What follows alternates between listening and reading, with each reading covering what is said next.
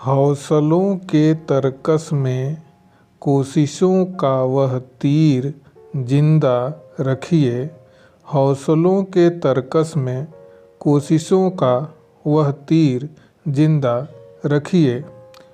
हार जाइए चाहे ज़िंदगी में सब कुछ। हार जाइए चाहे ज़िंदगी में सब कुछ। फिर से जीतने की उम्मीद ज़िंदा रखिए। फिर से जीतने की उम्मीद ज़िंदा रखिए। नमस्कार मित्रों, आज के इस कक्षा 8 के विज्ञान के इस 47वें एपिसोड में आपका स्वागत है। हम तारे और सौरमंडल के बारे में पढ़ेंगे।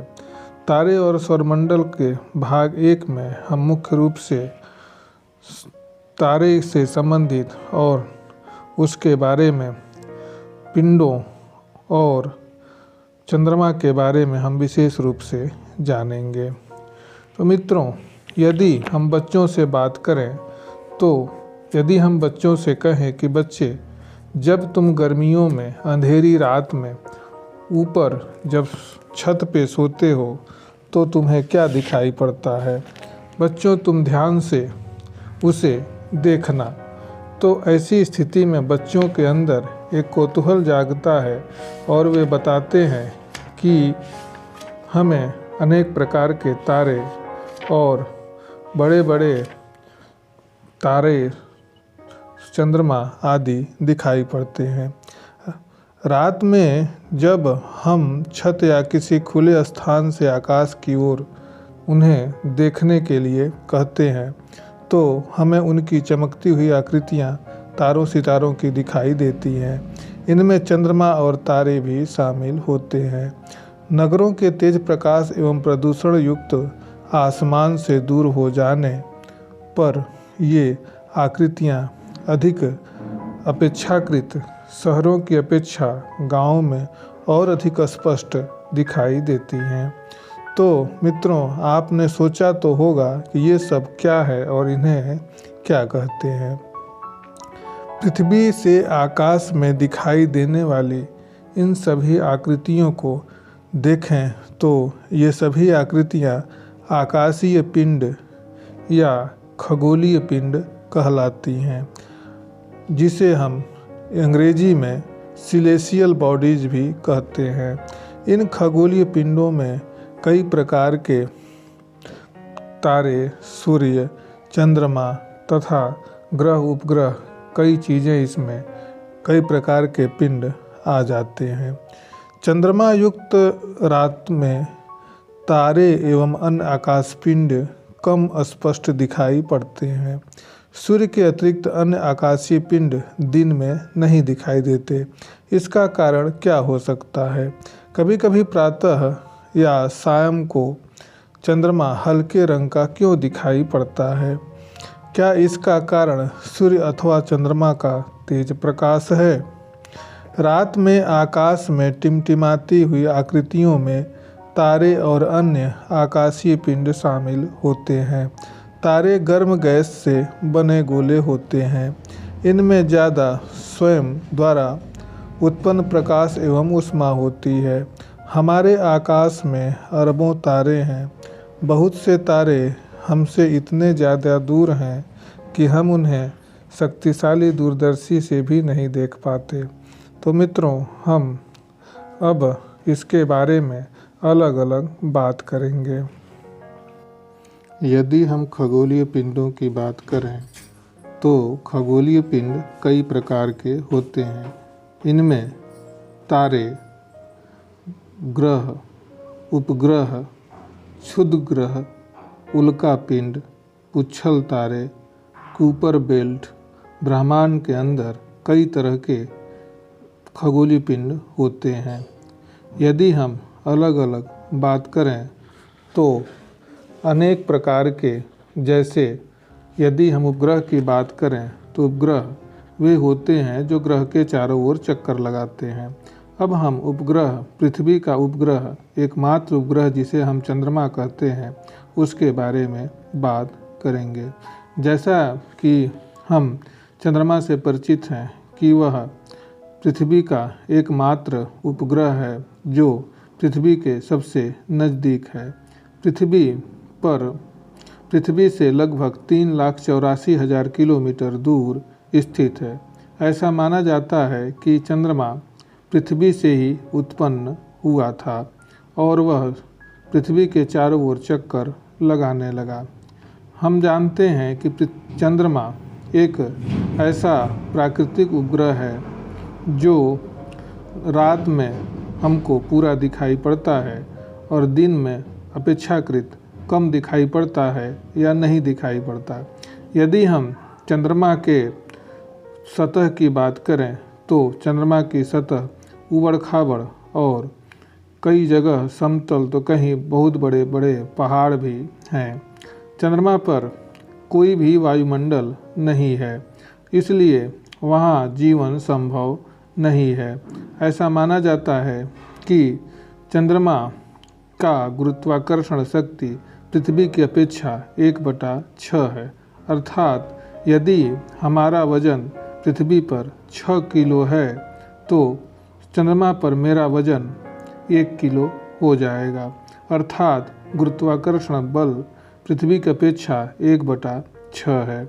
यदि हम चंद्रमा के अन्य गुण के बारे में बात करें तो चंद्रमा प्रत्येक दिन कहें तो धीरे धीरे बढ़ता रहता है और कुछ दिन बाद वह ऐसा लगता है जैसे पूरी चंद्रमा हमको दिखाई देने लगती है।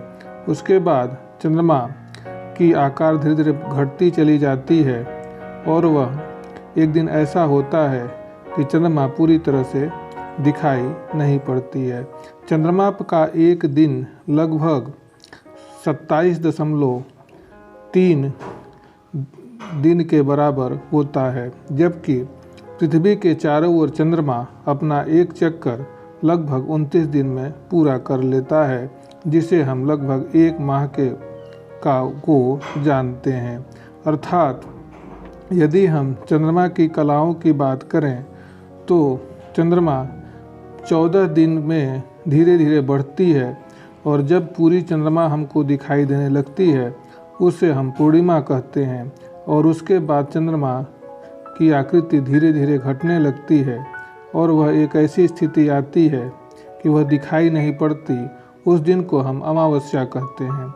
यदि हम प्रयोग द्वारा देखें तो यदि हम लाइट रखें, लाइट के चारों ओर यदि हम एक बाल को घुमाते चलें तो क्या देखते हैं कि हमें वास्तव में चंद्रमा के कलाओं के बारे में पता चलता है।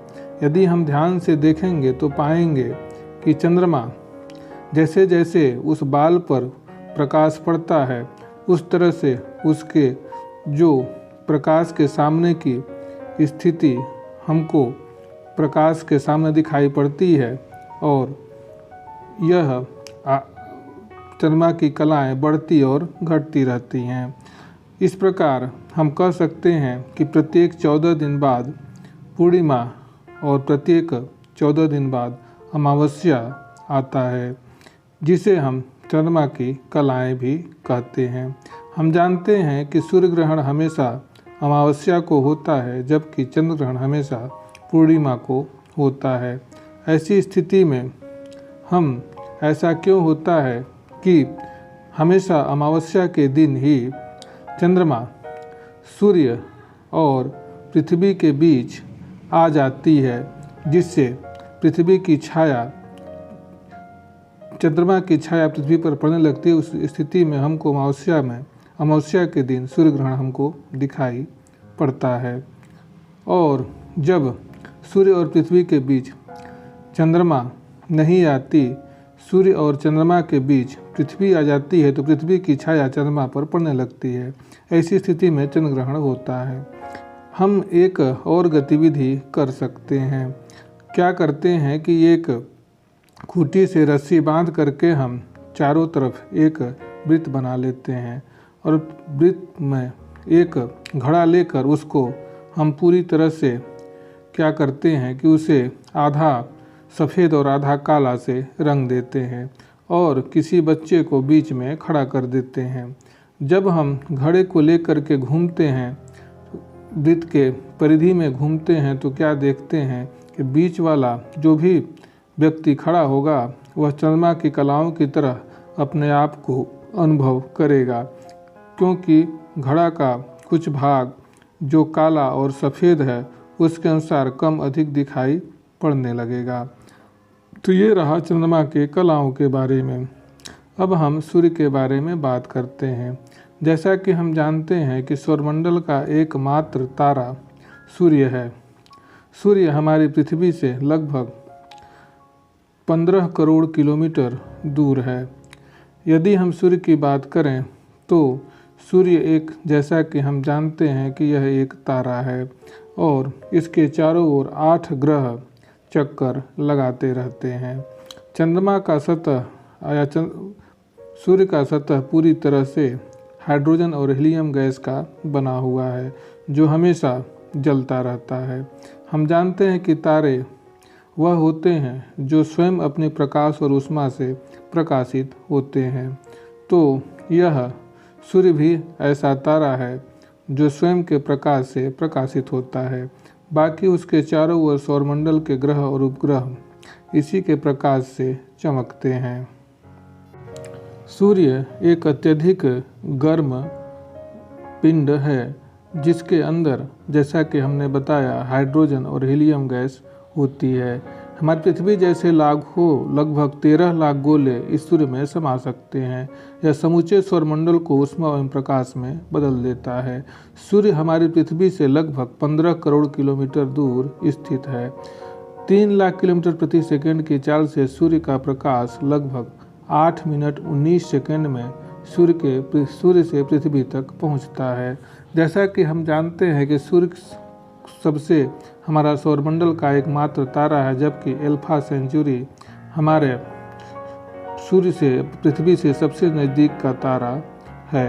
ऐसे स्थिति में यदि हम ध्यान से देखें तो पाएंगे कि सूर्य से पृथ्वी की दूरी 8 प्रकाश मिनट अर्थात प्रकाश की चाल 8 मिनट 13 सेकंड में यहाँ पहुँचती है पृथ्वी पर, जबकि अल्फा सेंचुरी की दूरी 4.3 प्रकाश वर्ष है। जैसा कि हम जानते हैं कि प्रकाश वर्ष एक दूरी का मात्रक है।